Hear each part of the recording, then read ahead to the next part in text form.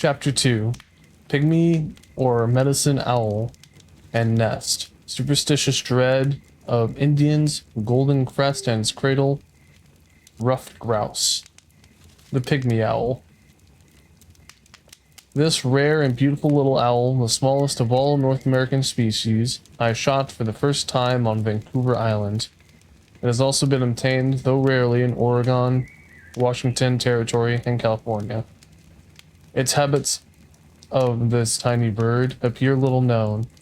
Its diminutive size, shy, solitary habits, for it always hides amongst the thick foliage of the oak or pine, except when feeding, renders the task of observing it or obtaining a specimen at all times difficult. Hence a few dried skin from which its generic and specific characteristics have been determined are the only species we possessed.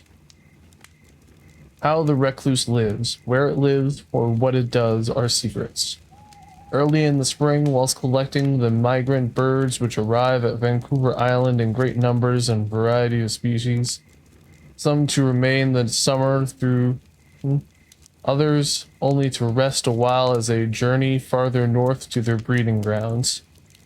Dame Fortune, fickle though she generally be, deigned for once to smile and afford me an opportunity to watch the habits of the pygmy owl. Two of these strangers selected as their home a gnarled, twisted oak that grew alone on an open patch of gravelly around near a small lake. Close by this lake were the remains of an Indian lodge that had once been used as a fishing station, affording me a capital place of concealment wherein to watch the manners and customs of these, to the aborigines, potent and much dreaded spirits. My camp was not far away, thus enabling me to reach my hiding place at the first blush of morning.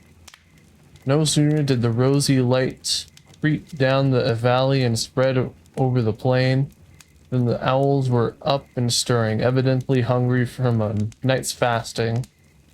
For, like a well-conducted couple, they retired only to rest. Their flight, short and quick jerking, similar to that of the sparrowhawk, is quite unlike the muffled, noiseless flap of the night owl, as it sails along the marsh and meadow in pursuit of mice, lizards, and any benighted rodent that has been incautiously strayed from its place of safety. The food of this little owl is entirely insectivorous. Its favorite morsel, a fat grasshopper or field cricket. Not that it by any means refuses or objects to the breakfast of an early riser, be it beetle or butterfly. That, like the proverbial worm, is so devoid of prudence as to permit the early bird to gather it. When in pursuit of food, the owl perch on a small branch near the ground, sit bolt upright in the indolent, drowsy manner until their quick eye detects an insect moving on the plain. Then they pounce suddenly upon it, hold it down with their small but powerful claws, and with their sharp beaks tear the captive to pieces. The hard wing covers and thighs of a cricket, or the wing shields of a beetle are rejected, only the soft abdominal parts being eaten. Hunger satiated, they return to their tree, and cuddling lovingly together sit and doze away their time, protected from the blazing rays of the midday sun by the foliage of the sturdy oak. Their breakfast disposed of, I used to abandon my post, and, like the owls, eat and sleep under some shady covert. As near as possible to the emergence of twilight into the night, what the Scotch call the gloaming, and in our country is known as cocklight. When the woodcock shims through the grove and the blackbird chinks its vesper hymn, exactly at this time the owls invariably came out, and, as if for the purpose of stretching their wings rather than feeding, took erratic flights around the tree, and up and down the plain, chasing one another and performing all kinds of inexplicable maneuvers. Occasionally, they settled on the ground, but never remained long. I do not think they ever capture an insect whilst it is on the wing, and a very small quantity of food appears to satisfy their wants. As it became dark, having supplied their evening necessities, they again returned to their dormitory, and, as I imagine, slept away the night. In their habits, they appear to have nothing in common with the typical owls, and approximate, though slightly, to the day owls. Casson, in his Birds of California, calls this owl Glossidium infracatum, regarding to the Strix infusicata of Temeric. Dr. Slater, however, proposes to call it Glossimidium californicum.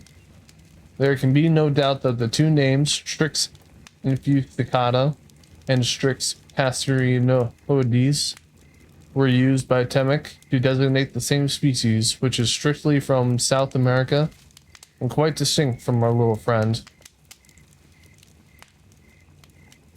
Though closely aligned, the name Glossidium noma, used by Wagler, I adopt as having precedence.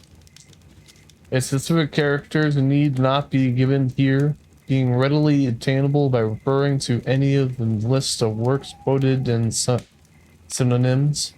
I may mention, however, that the grand and marked specific differences as distinguishing this from the South American species are that in G. noma, the toes are naked, the color generally lighter, and the size somewhat less. Total length of male 7 inches, wings 3.5 inches, tail 3 inches. The sexes are very nearly alike, but the female is rather the larger, more thickly spotted with white. Early in May, 2 small eggs were laid around and very rough on the surface. A large knot hole in the branch of the oak being selected as the nesting place. Not a particle of anything was used as lining. The eggs were deposited on the bare wood. The length of time occupied in incubation, I regret inability to state, having to shift my camp some distance away soon after. Female committed sitting. And next I visited the tree. Both young and old were gone, much to my disgust and annoyance.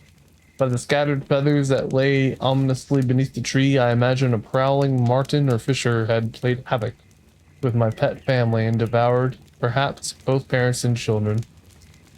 The Indians, without exception, hold this little owl in terrible dread. To see one in the day or hear its feeble cry, not unlike that, a stifled scream, it is fatal omen to brave or squaw.